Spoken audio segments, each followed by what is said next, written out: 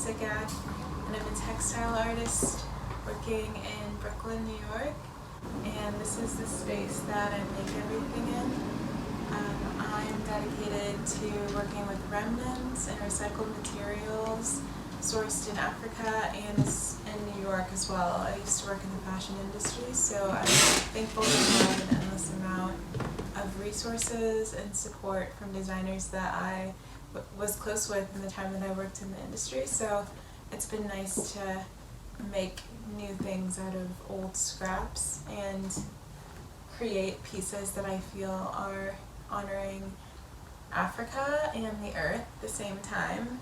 My project is called Reunion, and basically I use remnants to create new pieces that honor Africa and things that I remember from my childhood as a first-generation American and my parents, Nigeria in the 70s, lots of things that lend to being reunited with your history and culture as a person. And I use a lot of color, and I like to use things that maybe otherwise would be discarded. So this is why I thought it would be useful to share a new practice for some of us, which is mending.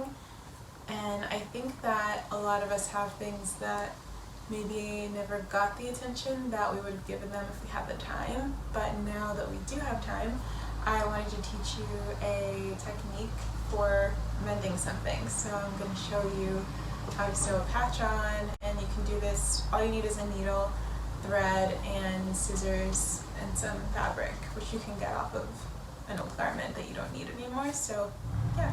The piece that I'm excited to work on, these jeans. This is going to be like the third attempt on patching them. This technique stays, it has like a lot of stay power, so I think this will be the best one, and you can use this on anything. It doesn't have to be jeans. A nice meditative practice as well, just caring for something that you're excited to wear when we are able to go out and do things again. So I'm going to show you how to do it. I have turned them inside out and basically assessed the hole and how big that fabric that covers this up needs to be. So it is pretty much the perfect size. If you want, you can pin around the edges and use that just to keep it in place. You're going to take the needle and thread.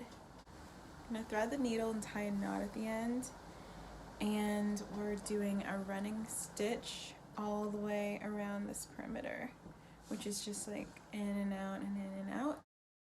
And if you do it as close together as possible, that will ensure that it's going to stay and probably stand the test of time longer than if you were to have done wider stitches, because that's not as stable. So I'm going to try to do small stitches, contrasting thread, putting your own creative spin on something and making it more exciting to mend.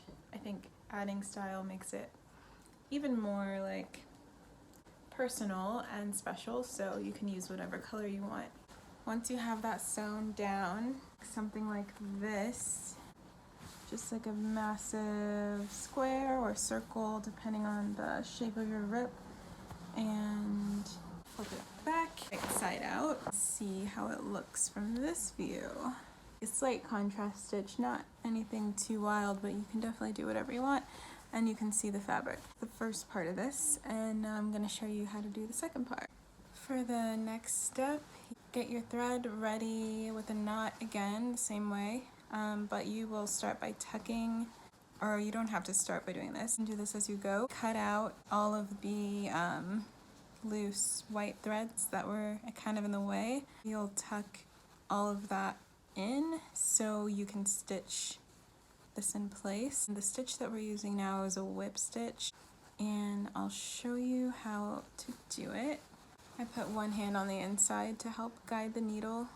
I actually think it's easiest to just roll as you go.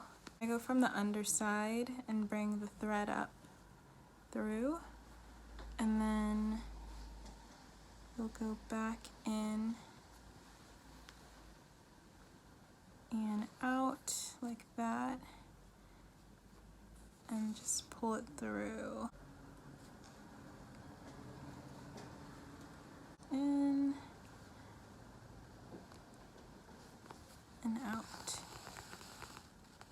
you'll start to see like a loopy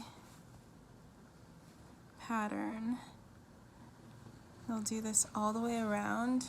Finished product is this, and you can see that it does not have to be perfect. It's really just for you, something to make you excited to wear, something that's been sitting in a to-do list. It's definitely exciting and it's empowering when you've taken the time to repair something, now a new piece instead of like replacing it. It's very satisfying. Now it becomes a new piece to you, so hopefully we can all adopt this practice and lessen the waste that we have in the world by doing so. And I hope everyone is safe and in good health and that this was helpful to someone. Bye!